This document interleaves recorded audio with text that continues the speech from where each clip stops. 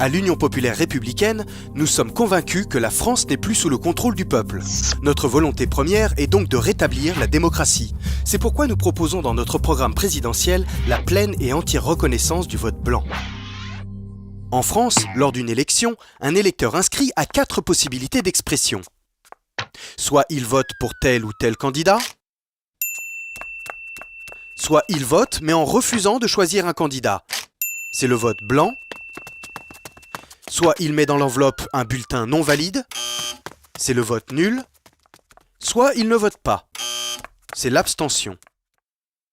Une fois les bureaux de vote fermés, on compte le nombre de bulletins.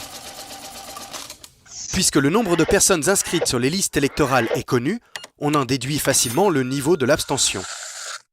Lors du dépouillement, on met d'un côté les votes pour les candidats et de l'autre les votes blancs et nuls. Les votes blancs et nuls ne sont pas pris en compte dans le décompte des suffrages exprimés. Enfin, on compte le nombre de voix obtenues par les différents candidats. Si on prend l'ensemble des résultats du vote, on obtient cette répartition. Maintenant, gardons uniquement les votes en retirant l'abstention et les nuls. On constate que le gagnant de l'élection est le vote blanc. Mais aujourd'hui, le résultat de l'élection nous est plutôt présenté ainsi. Le fait d'écarter les votes nuls du résultat semble logique.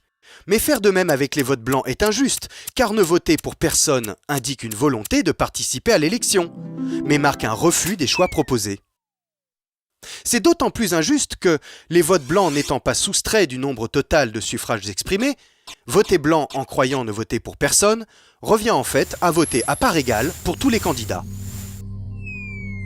Dans notre programme pour l'élection présidentielle, nous proposons la pleine et entière reconnaissance du vote blanc.